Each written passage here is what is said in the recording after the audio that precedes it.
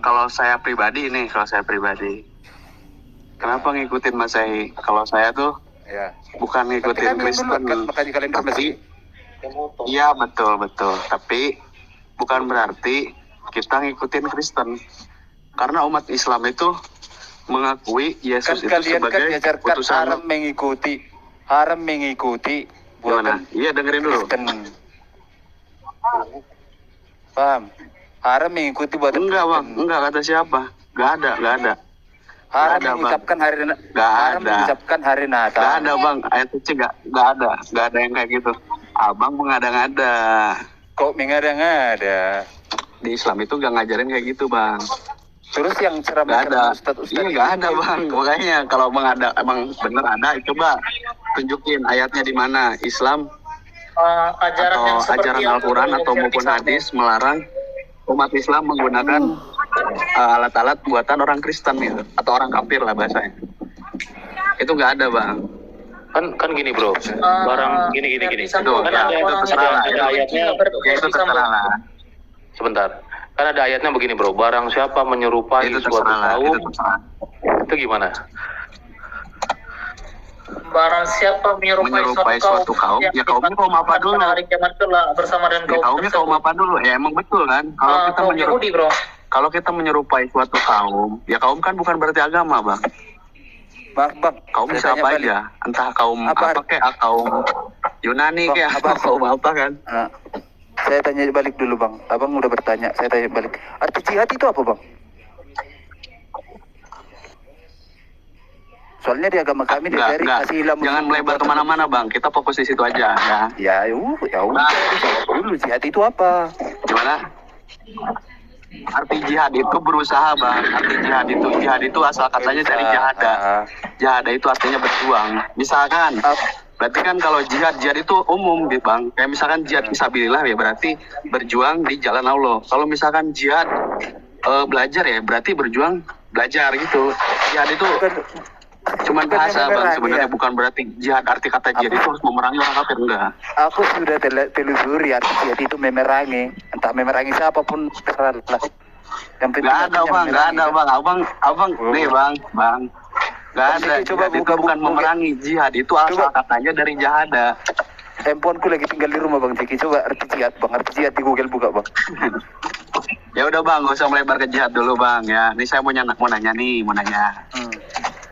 Kan di Kristen itu Tritunggal kan ya, tiga jadi satu gitu kan, maksudnya ada Yesus sebagai Tuhan anak, ada Bapa ya kan. Keliru Tritunggal bukan itu. Maksudku kayak gini, salah, keliru.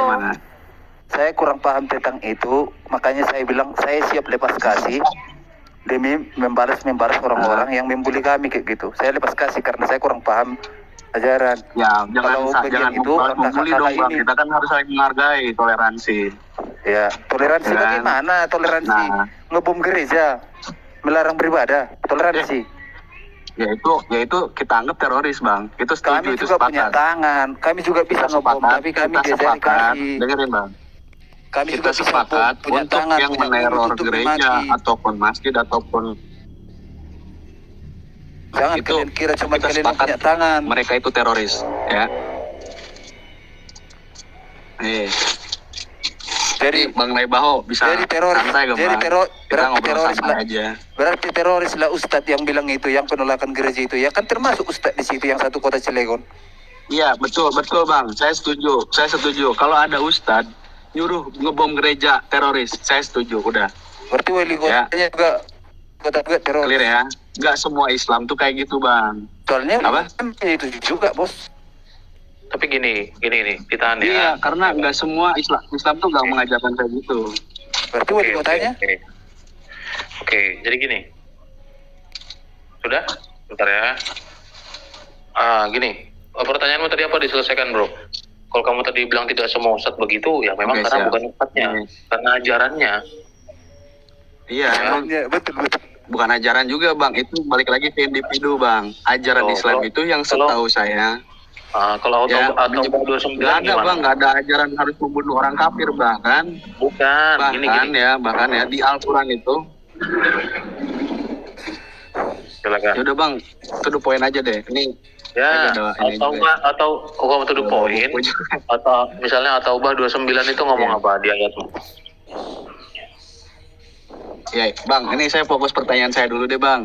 Kalau saya yang ditanya kan, ini sesinya kan kita yang mau nanya sebenarnya, bukan kita yang mau ditanya juga. Tadi kan kamu naik klarifikasi katanya, bukan mau bertanya. Iya, klarifikasi soal dibilang kan katanya umat Islam ikutin kalian gitu kan, maksudnya Kristen gitu kan, ikutin Masehi. Sekarang kalender yang kamu pakai itu juga kalender Masehi bukan? Iya. Iya Masehi. Ya udah. Itu aja persoalannya. Ya, bukan berarti ya, bukan kalau saya pribadi saya menganggapnya bukan berarti kita mengikuti orang Kristen. Ya udah Enggak, lepas Bang. dong. Karena Udah gini. lepas dong. Karena gini di Islam mengajarkan harus yakin kepada Yesus Ustaz sebagai Cak Nung utusan juga Tuhan. bilang, Ustaz Cak Nung juga bilang, Ustaz Cak Nung ada pipinya di YouTube, Ustaz Cak Nung. Secara tidak langsung kita mengikuti mereka. Dan gini Kalau bang, tidak mau dan gini lepaskan bang, abang kan kalender. bilang Dia bilang, orang Islam, dengerin. Orang Islam kan nggak boleh memakai produknya orang kafir, ya kan? Bilangnya gitu kan. jadi kalender produk siapa? Saya nggak pernah nemuin tuh ajaran kayak gitu bang. Saya nggak pernah. Cak Nung Saya nggak aja pernah. bilang, Bahkan gini Cak bang, Nung, algoritma Ustaz yang matematika terkenal, sendiri yang ditemukan oleh yang toleransinya paling tinggi cendekiawan Ustaz Cak cendekiawan Nun, Muslim. Ustaz Cak Nun, Kalau Ustaz abang Cak mau Nun, cari Bang. tahu, Ustaz Cak Nun yang toleransinya paling tinggi dia bilang, secara tidak langsung kita mengikuti Masehi karena kita memakai kalendernya. Kalau tidak mau mengikuti, ya udah lepas udah katanya. bang, udah terserah abang ya, udah terserah abang. Saya simpel nih, mau nanya aja gini, mau nanya aja. Nah, Yesus dan Bapa itu satu ya kan? Dan Roh Kudus ya. Tadi Tritunggalmu aja udah kacau-kacau itu. Kita jelaskan dulu. Iya maksudnya, ya, saya kan nggak tahu. Ya. Enggak, saya mau nanya deh. Pak, Yesus, Bapa, sama Roh. Kamu nanya Tritunggal kan? Bentar dulu bang, jangan dipotong dulu. Saya iya gimana coba, saya pengen ngerti gitu. Tritunggal tuh maksudnya 3 jadi 1 apa gimana gitu. Kak, Ya. siapa? Ya sudah. Oke, apa mau jawab nih? Tritunggal Kristen itu apa? Tritunggal Kristen, ya. Oke, teman-teman, Bu Sofiatul masih ada?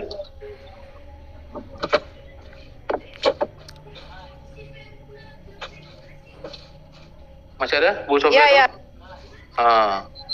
Di Ferdi sebelum dia menyimpulkan terlalu jauh tentang Tritunggal, coba kita kasih fondasi Tritunggal dulu, Sofiatul. Ya kan? Ya, jadi ketika kamu mengatakan Tritunggal itu ada Allah Anak, Allah Bapa, atau Tuhan Anak, Tuhan Bapa, itu keliru ya. Kita nggak pernah mengatakan seperti itu. Oh keliru. Yang namanya iman Kristen itu menyatakan bahwa Allah yang Esa di dalam dirinya itu terdapat firman yang kekal dan roh yang kekal. Bisa dibedakan tapi tidak bisa dipisahkan. Jadi doktrin Tritunggal itu bukanlah doktrin yang menjabarkan keberapaan jumlah Allah, bro. Ya. Tapi kebagaimana Allah yang Esa itu berinteraksi dengan ciptaannya. Bukan ada Allah Anak, ada Allah enggak, itu bukan Tritunggal. Tritunggal itu Allah yang Esa, di dalamnya terdapat firman yang kekal dan roh yang kekal. 1 Yohanes 5 ayat 7 dan 8. Bapa, firman dan roh. Bagiannya lah gitu ya maksudnya. Bukan bagiannya. Gitu. Saya kasih tahu kamu deh, Ferdi Sambo. Kamu itu satu apa tidak? Ya. Terus Sambo, Kak. Saya satu. Saya satu. Oke, kalau roh kamu dan tubuh kamu dipisahkan bisa nggak? Mati saya kak. Ya udah. Ya itulah namanya ekat. Ya makanya dikatakan Allah itu Esa, Allah itu ekat. Kenapa ekat? Karena dia merupakan Yesus satu itu kesatuan sebagai yang apa? tidak bisa Yesus itu- dipisahkan. Sebentar, saya kasih kamu analogi. Kayak kita manusia, tubuh dan roh kita itu nggak bisa dipisahkan. Itu ekat. Ekat itu adalah satu kesatuan yang kamu tidak bisa uraikan lagi. Kalau kamu mencoba menguraikan, dia kehilangan hakikatnya. Saya kasih tahu kamu, contohnya kita ini kesatuan yang ekat antara tubuh, jiwa dan roh. Kalau tubuh dan roh saya dipisah, saya kehilangan hakikat saya sebagai manusia. Tubuh saya disebut mayat, roh saya disebut hantu, betul? Ya betul. Itu namanya ekat, itu kesatuan yang ekat. Oh. Kalau saya kehilangan, Jadi, saya punya tubuh satu dan roh hakikat ya, tetap disatukan. satu hakikat kan ya. Iya, Iya, kalau itu tetap tubuh satu dan roh hakikat saya kan. jadi Oh, satu, tapi saya nggak punya firman, saya nggak punya akal budi. Kamu baca dalam Alkitab kita Daniel 4. Bagaimana Raja Nebukadnezar itu diambil firmannya, dia diberikan akal budi binatang. Dia nggak bisa ngomong, bro. Dan dia hidup seperti binatang, telanjang, rambutnya gondrong, kukunya panjang, makan rumput seperti sapi. Itu kitab Daniel 4. Jadi yang namanya manusia itu merupakan keekatan, kesatuan antara tubuh, jiwa, dan roh, nggak bisa dipisahkan. Begitu juga dengan Allah. Allah yang Esa itu nggak bisa dipisahkan dari firman dan rohnya. Kekal ketiga-tiganya. Allah tidak mungkin tanpa firman, berarti Allah pernah goblok. Allah nggak mungkin tanpa roh, berarti dia pernah mati. Oh ya. Jadi kalau Allah tanpa firman berarti goblok. Allah tanpa roh berarti mati kan? Betul begitu? Ya. Ini pertanyaan kedua saya. Kan Yesus itu kan disalib, ya kan? Untuk menebus dosanya manusia. Betul nggak? Untuk menebus manusia yang berdosa. Ya, untuk menebus dosa. Dan Yesus itu disalibkan kan? Bukan. Dan terus Bukan mati menebus lalu dosa manusia, dibangkitkan. menebus manusia yang berdosa. Oh, menebus. Oke. Ya kan, terus mati lalu dibangkitkan kan? Yap. Begitu? Apa gimana? Iya, dia bangkit pada hari yang Yesus kan ketiga. disalib nih. Berarti kan pertanyaan saya, selama Yesus belum dibangkitkan, Yesus itu dalam keadaan mati atau hidup?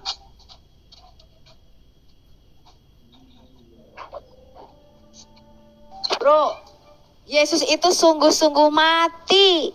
Kamu baca Wahyu Mati. 1 ayat 17 dan 18. Saya bacakan ya pernyataan Yesus.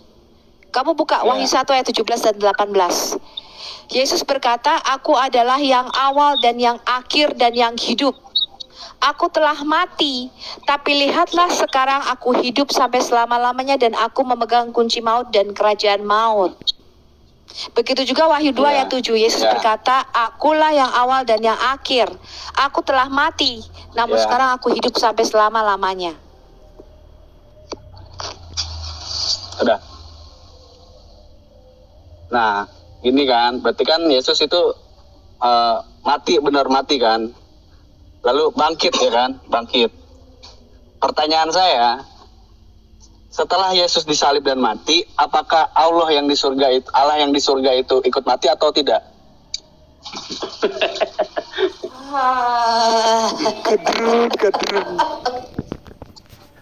Nggak apa-apa teman-teman.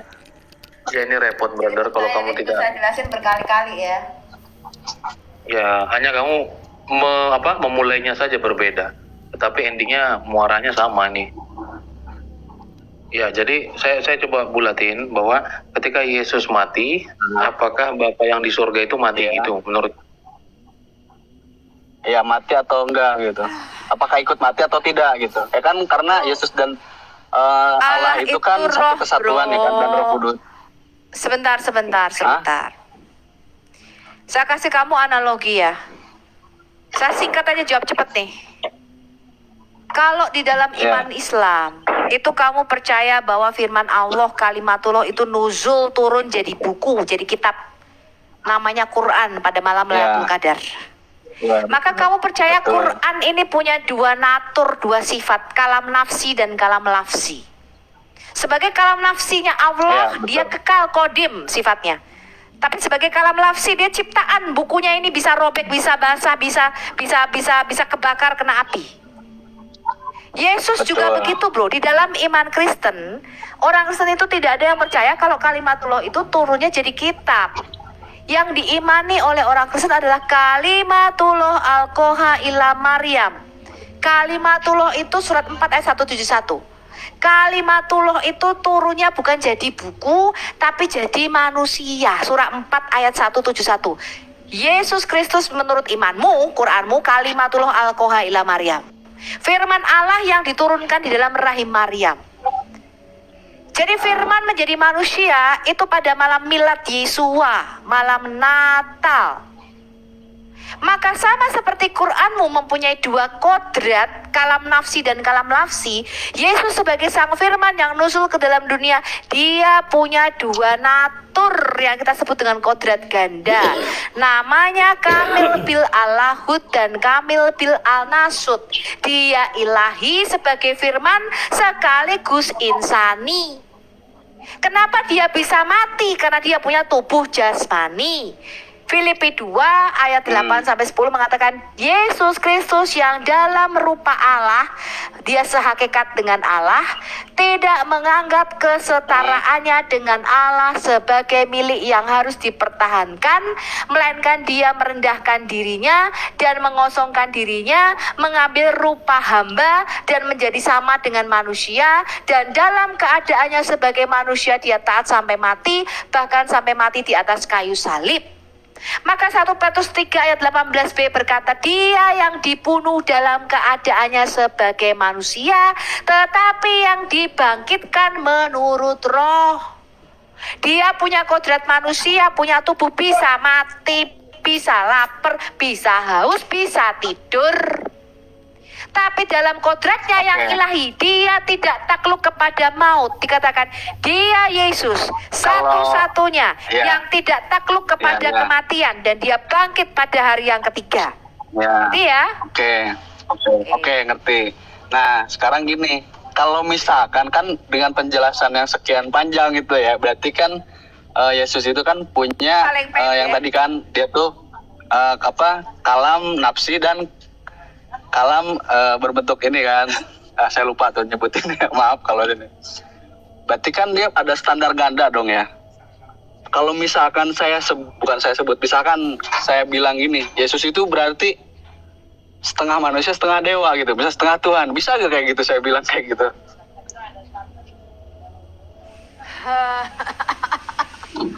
Masya Allah. Oke, saya tanya, Quran itu firman Allah atau buku? Quran itu firman Allah yang diturunkan dengerin. Quran itu pembukuan dari firman-Nya Tuhan turun ke malaikat Jibril, lalu disampaikan ke Nabi Muhammad, lalu disampaikanlah kepada umat. Karena zaman dulu itu belum ada pencetakan buku ya zaman dulu. Saya tanya, Quranmu itu sudah ada sejak kekal kan? Kamu percaya? Ya, Quranmu kan kamu percaya di Lauhul Mahfuz, ya nggak? Enggak, kalau di Islam itu gini Kak, ada di tablet yang kekal di surga, betul? Tablet yang kekal, saya nggak ngerti itu. Loh, Kak, saya nggak ngerti itu gimana. Enggak, gini Kak. Ya ada Lauhul Mahfuz ada. Iya, berarti Quran itu kekal apa enggak? Gini Kak, enggak. Kalau Kakak nanya kayak gitu ke saya, bukan gitu, gak harusnya nanya gini. Jadi orang Islam itu kan percaya kepada 4 kitab, ya kan? Kitab yang pertama yang diturunkan ke Nggak ada. Kitab Taurat itu nggak ada kitab yang diturunkan. Kitab Taurat itu saya kasih tahu kamu ya. Di dalam hadismu karena itu perbedaan keyakinan kita. Iya, nggak ada kitab yang diturunkan. Udah ngomong. Kitab Taurat itu ditulis dalam bentuk piktogram. Kalau nggak ada diturunkan, kenapa ada? Emang nggak ada kitab yang diturunkan. Siapa mengatakan ada kitab diturunkan? Itu kan kepercayaanmu. Enggak, Mbak, dengerin dulu Kak. Nih, Kakak kan nanya, ini saya mau jawab. Gini, Ferdi Sambo. Pertama saya harus katakan gini, kalian tidak pernah beriman kepada kitab yang sebelumnya. Itu hanya isapan jempol dari Al-Quranul Iman. Ataupun itu menurut kalian. Nanti kamu bisa jelaskan kalau kamu nggak setuju. Itu yang pertama. Yang kedua, kitab yang diturunkan dari langit melalui Pak Pos itu cuma Al-Quran. Kitab yang lain tidak diturunkan, bro. Melainkan ditulis, diilhamkan oleh Allah sendiri. Oke. Itu kan menurut Anda, oke. Dengar dulu Bang Ferdi Sambo. Tuhan turun ke dunia supaya dia menunjukkan bagaimana cara masuk surga, dan dia masuk surga. Sekarang coba utarakan cara Allah kalian menunjukkan masuk surga, dan Allah itu di mana sekarang? Ada nggak di surga? Itu terlalu jauh, Naibaho. Mungkin tadi seperti Bu Al-Hayat tanyakan ya. Al-Quran itu firman Allah. Firman Allah kekal nggak, bro? Iya, kekal dong. Bentar. Saya takut salah jawab. Oke, Bu Al-Hayat. Dia sudah setuju firman Allah itu kekal, Bu Al-Hayat. Ya sudah. Berarti firman Allah itu sama dengan Allah, kekal. Kalau di kita gampang bro, Yesus itu sebagai firman hakikatnya dia kekal. Gini, Bang. Dia sudah ada di dalam kekekalan. Makanya kita menyembah Enggak, Yesus gini, karena dia Kak. adalah Allah itu sendiri. Gini Kak, gini Kak. Kalau prinsip saya, Ferdi Sambo, dengar Ferdi Sambo. Saya kenapa betah jadi Kristen? Karena Tuhan turun ke bumi Iya. menjadi manusia dan diarahkan kami masuk surga. Dia dan sendiri masuk surga. Jadi dia mengarahkan kami masuk surga. Nah kalian diarahkan? Ya.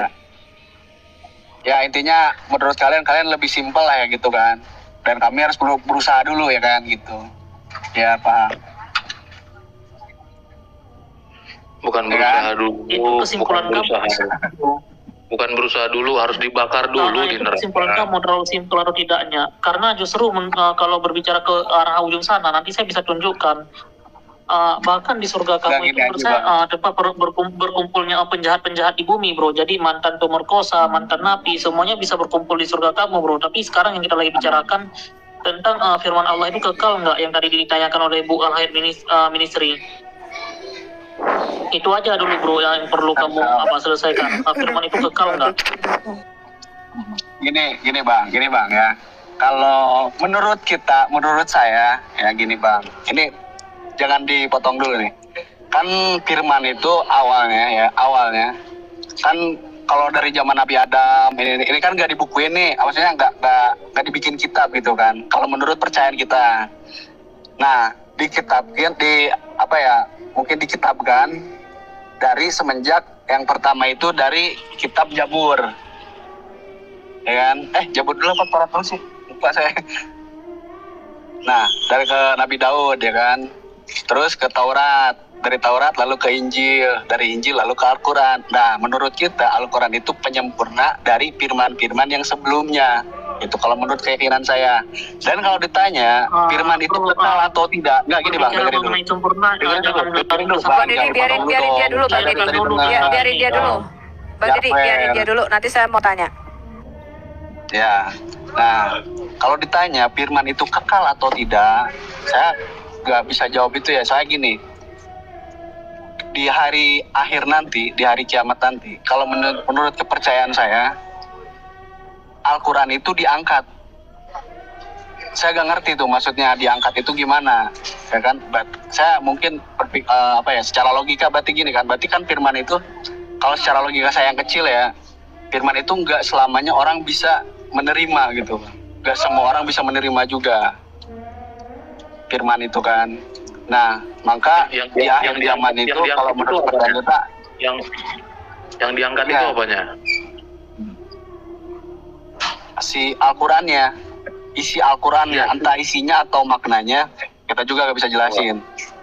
Jadi di akhir nanti itu di saat Al-Quran itu diangkat atau disebutlah firman itu diangkat, hancurlah dunia ini, dikiamatkanlah dunia ini, begitu bang lah kira-kira. Jadi kalau bisa ditanya firman itu kekal atau tidak, saya gak bisa jawab itu bang kira-kira.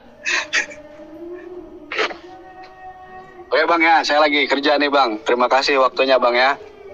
Firman kok diangkat, ukuranmu nanti akan menjadi manusia laki-laki yang pucat kok. Iya, karena emang begitu Quran itu ajaran kita. jadi cowok. Bukan kamu tahu nggak firmanmu tuh nanti jadi manusia laki-laki yang pucat? Gimana? Nanti di akhir zaman, di hari kiamat, Quran itu datang seperti orang pucat dan orang kurus. Kamu tahu nggak? Saya nggak tahu karena itu nggak diajarkan ke saya. Saya diajarkannya begitu bang. Aduh, Karena nanti kamu nanya baca gitu, hadis kita dong, kan jawab sekarang gitu. online. Kamu baca hadis ya, belajar lagi ya. Siap, terima kasih kak. Jadi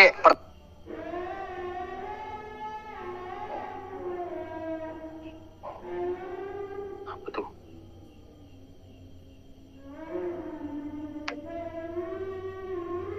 Ya, 361, silakan.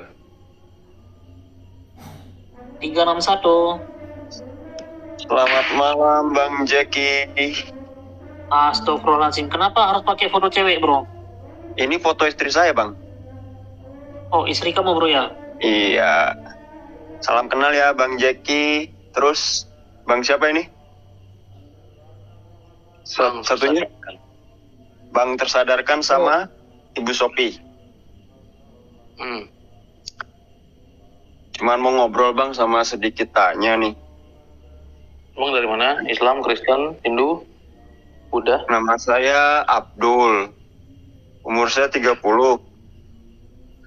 Saya lahir di Sulawesi, di Palu. Keyakinan aja. Keyakinan aja bang, keyakinan. Enggak, ini sekedar saling Ini ngobrol bukan gitu, interview Bang. pekerjaan sih, Bang. Iya. Iya, ada apa, Bang? Tadi kan Keyakinan masalahnya aja. kan Nggak, takutnya ini kan online, Orang- jadi ada hal yang orang harus Islam dijaga itu- privasi. nggak apa-apa bang. Nggak terlalu privasi sih. Jadi kan Ya, saya Udah langsung aja, Bang, pertanyaannya. Kita nggak perlu nomor KTP Anda. tidak perlu ini ya. Nggak boleh. Nggak perlu. Kita ngobrol-ngobrol nggak gitu. interview. Kita nggak perlu interview kerja.